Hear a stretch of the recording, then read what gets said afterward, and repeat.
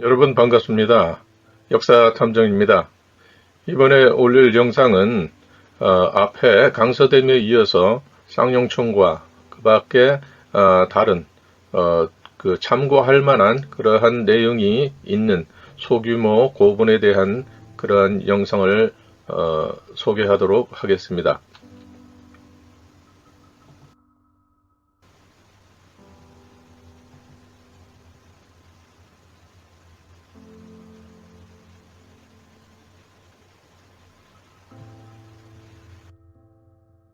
쌍용청 그 현실 대면 천정에 대해서 이렇게 모사를 했다고 되어 있습니다.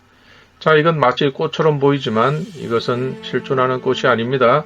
역시 마찬가지로 어떠한 토템을 이렇게 관련된 토템을 도안을 해서 이렇게 구성이 된 것입니다. 마치 꽃과 같이 느껴지지만 자, 이것은 무엇일까요?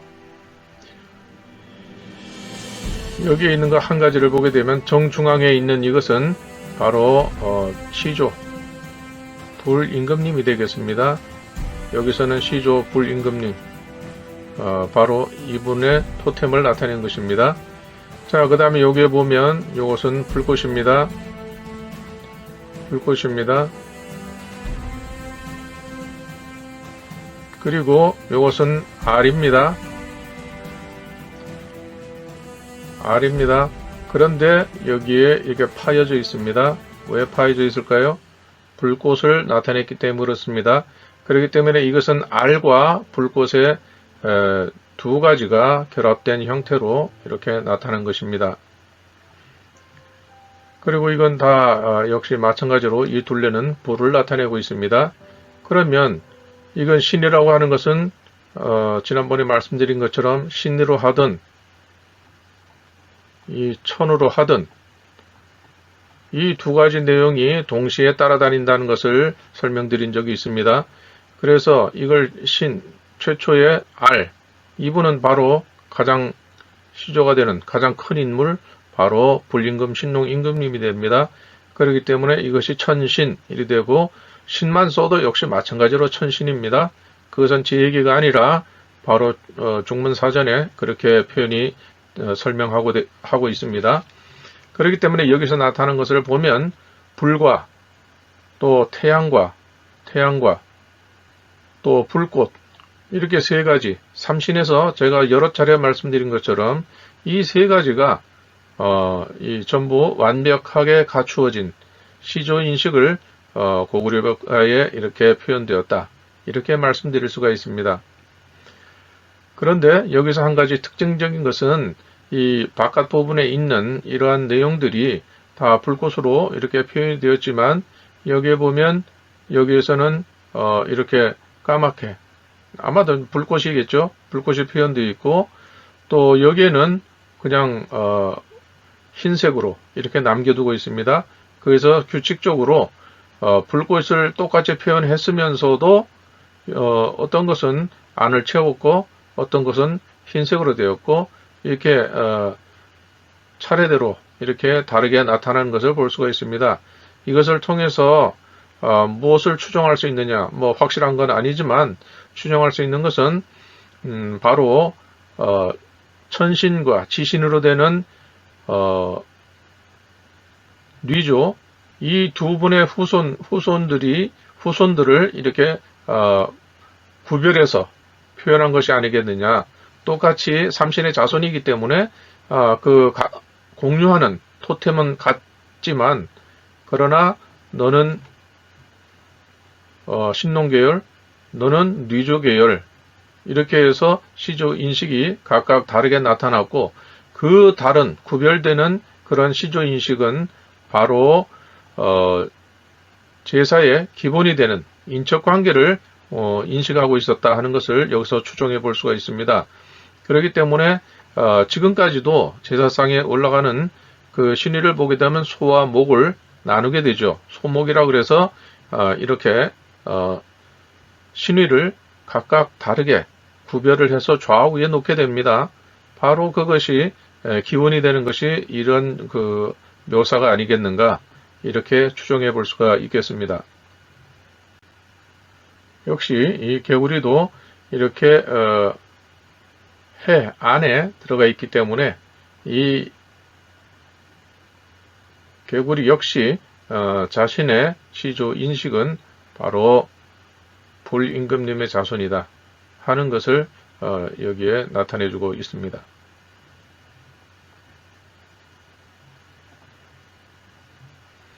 자, 여기 삼조고입니다. 삼조고라 그러는데 사실상 삼조고라고 할 근거는 별로 없습니다.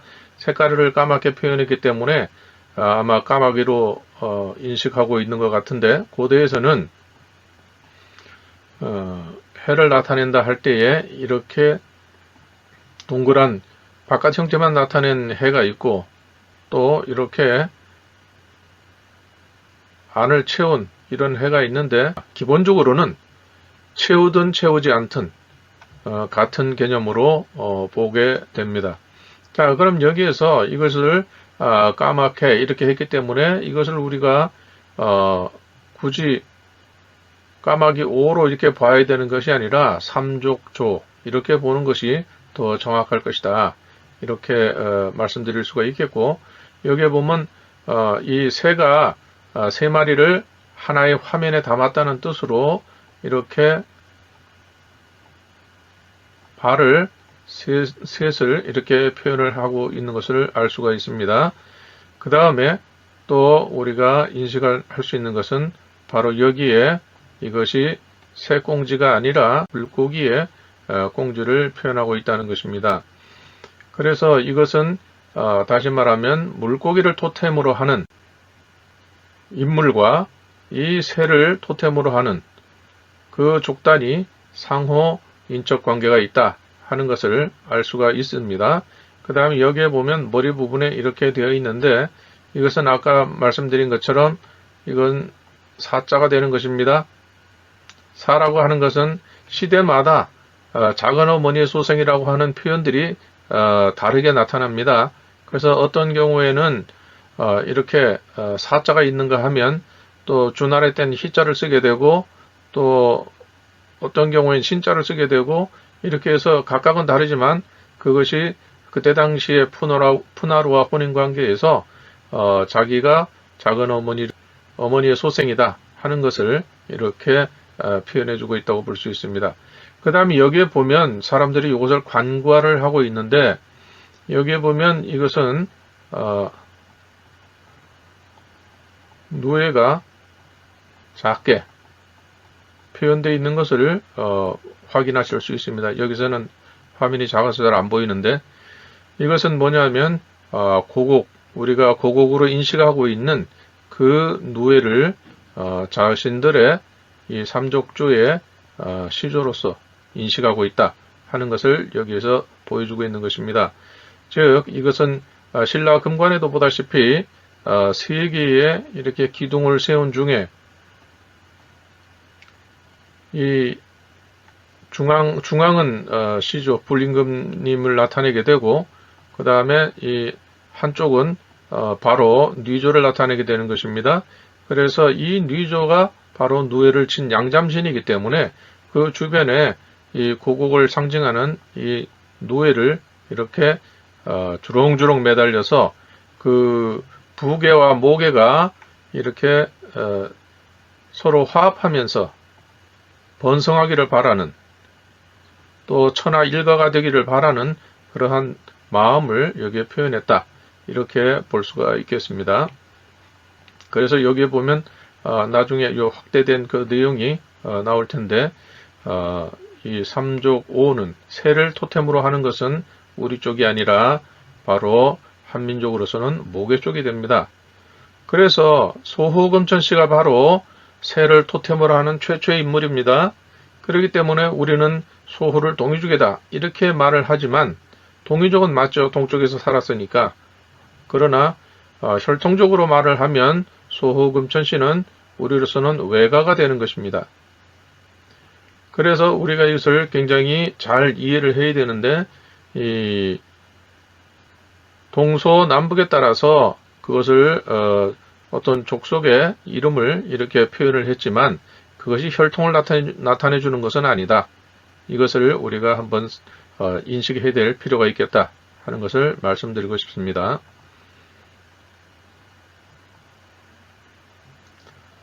자, 여기에도 보면 아까 그 강서대묘 거기에도 보면 이렇게 세 개의 방점이 있었습니다. 그것처럼 여기는 세 개는 아니지만 불꽃마다 이렇게 방점이 찍혀 있습니다. 즉 이것은 햇님을 나타내는 불꽃입니다. 햇님과 불꽃이 동시에 여기에 표현되어 있는 것입니다. 그렇기 때문에 여기는 그냥 엄청난 그 불꽃들이 이렇게 다 활활 타오르는 불꽃이 이렇게 표현이 되어 있고요. 그렇기 때문에 이 불임금, 시조가 되는 불임금님, 이분은 컴퓨터로 치면 소프트웨어의 윈도우가 되는 것입니다. OS가 되는 것입니다. 이 OS가 없이는 앱이 돌아갈 수 없겠죠. 그 자손들은 각각의 토템을 가진 앱이라고 볼 수가 있겠습니다. 자, 여기도 보면 이 붉은색으로 이렇게 따라서 표현을 했습니다. 이렇게 표현을 했습니다. 이것은 무엇입니까? 이것은 신농 임금님의 불임금님 되기 이전의 상징, 곧 양을 나타내는 것입니다. 그렇기 때문에 고양 임금님, 불임금 신농 임금님의 손자가 되는 고양 임금님은 자신을 일러서 바로 이렇게 표현을 했습니다. 거기에 그 토템을 여기에 이렇게 옮겨온 것이죠. 그리고 여기에 보면 더 정확하게 이렇게 표현을 해 놓았습니다. 이 부분도 마찬가지고요. 이렇게 표현을 해 놓았습니다. 이것은 마치도 고대의 이미지들은 보물찾기와 같아서 그런 것들이 이 안에 다 이렇게 내장이 되어 있습니다.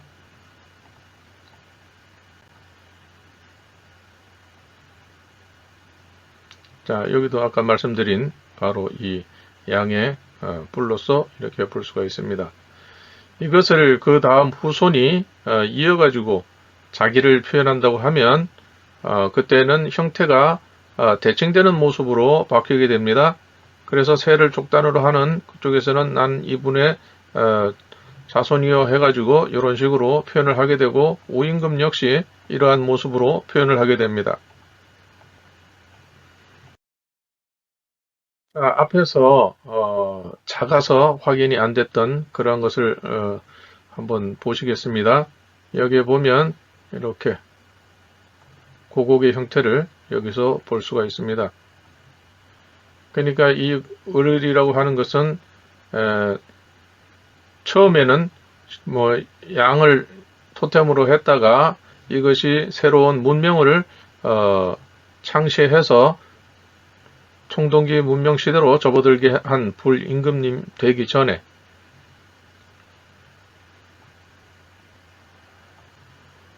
이분은 이렇게 누에를 자신의 상징으로 이렇게 표현을 했고, 그러나 그 이후에 이분의 자손이 되는, 여기에 보면 이 사자라 그랬죠. 이건 자손이란 뜻입니다.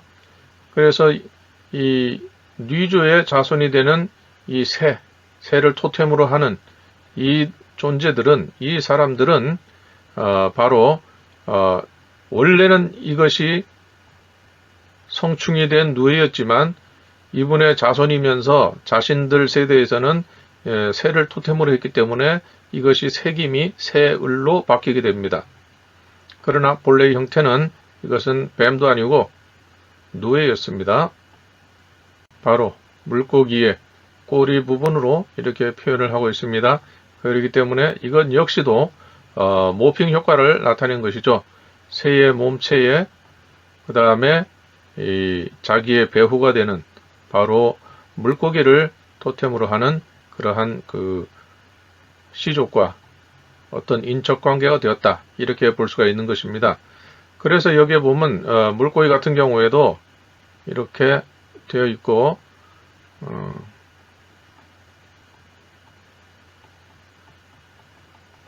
금문에 보게 되면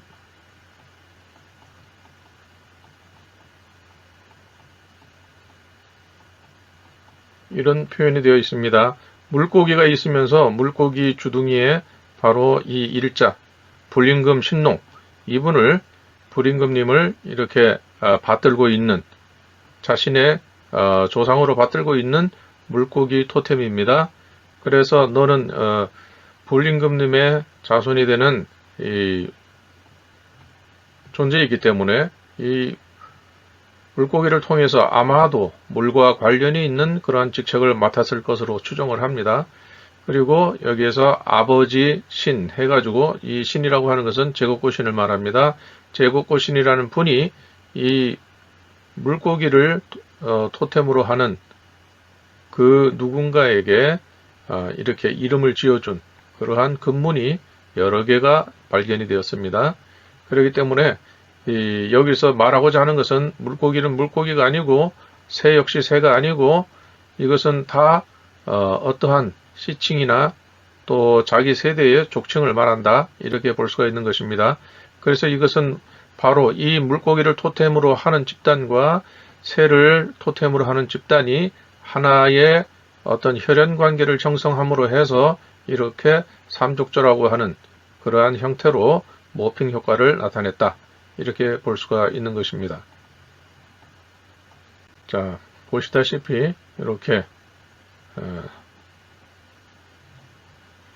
고국의 형태로 이렇게 누에를 표현했다.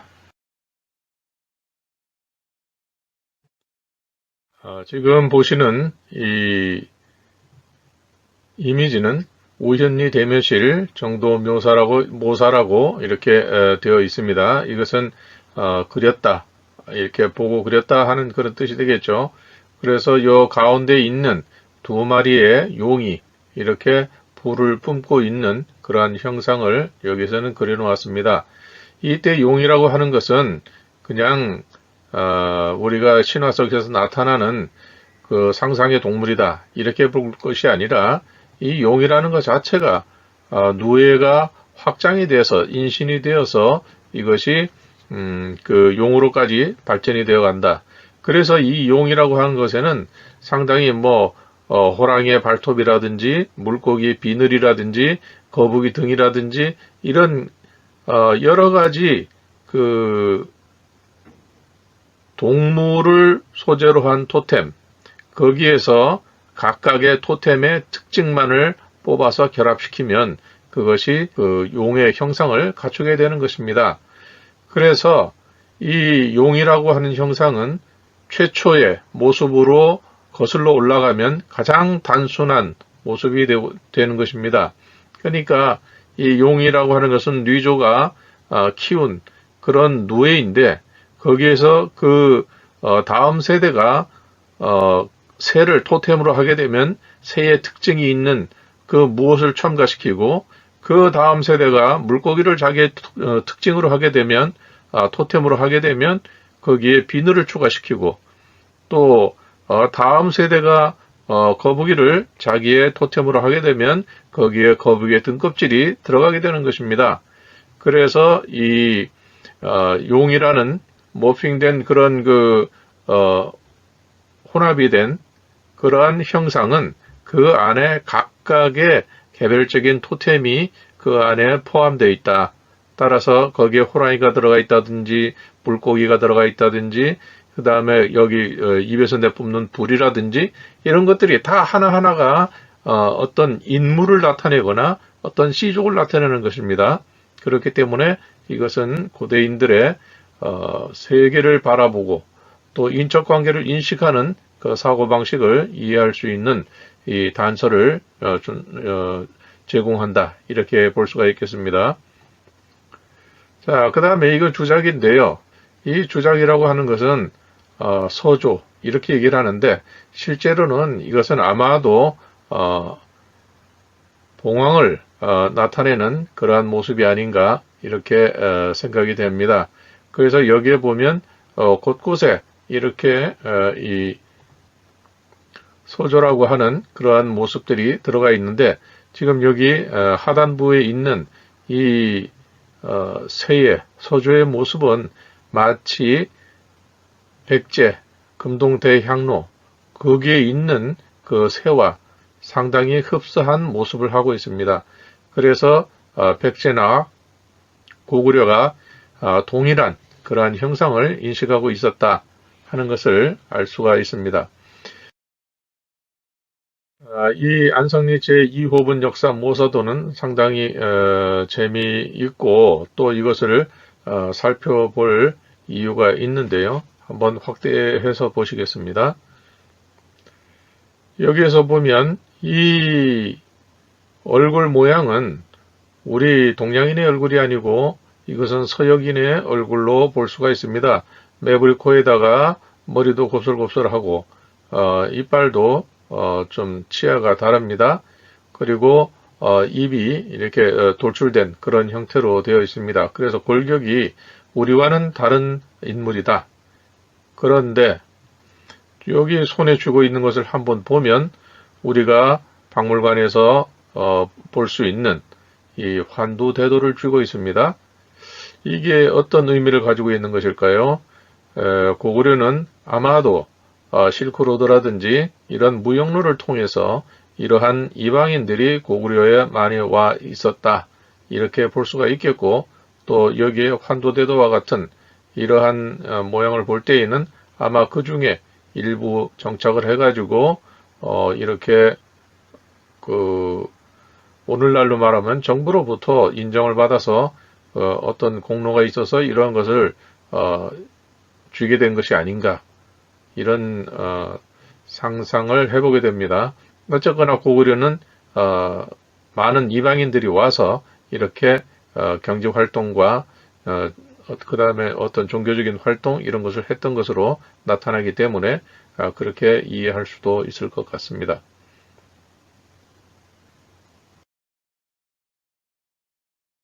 여기에 보면 감신총천실 서쪽 벽에 있는 인물 모사도인데 여기에서도 보면 이 가운데 뭐 다 비슷한데 상태가 좋지는 않고요. 가운데 인물이 눈에 띄어서 한번 보겠습니다. 여기에서 보면 머리에 이렇게 썼습니다. 이것은 이 고구려가 광개토대왕 호후에 열십자와 우물정자가 있는데 이 우물정자는 정백을 나타낸다고 가정을 했습니다. 그럴 때 주나라의 포로로서 끌려가 가지고 그 주나라의 주변을 지키는 호신이 되었습니다. 그때에 주나라의 그 관을 이렇게 쓰게 되었는데 이것이 마치 가래, 농사 지을 때 땅을 이렇게 고르게 하는 땅을 파는 그런 그 농기구의 모습과 같다. 이리 해서 가락국을 변환이다. 이렇게 표현했다는 것을 지난번에 설명을 드린 바가 있습니다. 그렇기 때문에 이것이 실제로 주나라의 포로 생활을 했을 때 그때의 모습이 바로 이것이었구나. 그래서 가락국을 변환이다. 이렇게 한 것도 이해가 된다. 그런 생각이 듭니다. 그래서 이것을 우리말로는 가라 혹은 가래로 이렇게 표현하는 것을 알 수가 있습니다. 그러니까 주나라 때의 그러한 역사적 기억을 간직하고 있는 그런 이름인 셈입니다. 지금까지 설명으로 다음과 같이 정리하고 결론을 내릴 수가 있겠습니다. 쌍용총의 벽화는 고구려의 기원을 토템으로 묘사한 것이다. 즉 비현실적이고 신화적으로 보이는 그러한 이미지들은 바로 그 구성 하나하나가 다 고대 우리 선조들이 인식했던 표현했던 방식이다. 그렇기 때문에 보이는 그대로 받아들일 것이 아니라 그것을 구성하고 있는 각각의 내용들이 무엇을 토템으로 하고 있는가, 그것을 우리에게 전해오는 고문헌과 대조를 하고, 또 고대의 그러한 이미지들이 어떠한 공통점 또 특징을 가지고 있는가, 이러한 다각적으로 이렇게 확인, 비교를 해서 내용을 살펴보는 것이 중요하겠다, 이러한 생각이 듭니다. 고구려의 벽화는 불을 바탕으로 하고 있으며 이는 천신, 불, 임금, 신농, 상제를 시조로 인식한 증거다. 또 이것은 고구려뿐 아니라 백제, 신라, 가야 다 이렇게 같은 시조 인식을 하고 있었고, 그리고 조선이라고 하는 글자, 이것이 상형문자로 있을 당시에 신농, 상제를 나타내는 것은 바로 열십자로 표현되는 그러한 그 글자가 되는데, 교차된 열십자는 신농, 상제와 지신이 되는 뉘조의 두 분의 그 상징이 그 안에 들어있다. 따라서 이것은 시조의 부계와 모계를 나타낸 것이다, 이렇게 볼 수가 있는 것입니다. 또 소규모 고분의 벽화는 당시의 풍속과 사회상을 표현했는데, 그 중에서 우리의 관심을 끄는 것은 서역인의 모습입니다. 그는 분명히 우리의 골격이 우리와는 다르고, 또한 그가 가지고 있었던 환도대도의 그러한 모양을 보게 되면 이 환도대도와 우리와의 관계가 기존에 알고 있는 것과 같은가, 이것을 다시 한번 살펴볼 필요가 있지 않겠나, 그렇게 생각이 드는 것입니다. 따라서 다음과 같이 결론을 내릴 수가 있습니다. 벽화에 표현된 비현실적인 이미지들은 당시까지 전해졌던, 또 혹은 계승해왔던 선조들의 토템을 이해하는 과제가 우리에게 전해지게 되었습니다.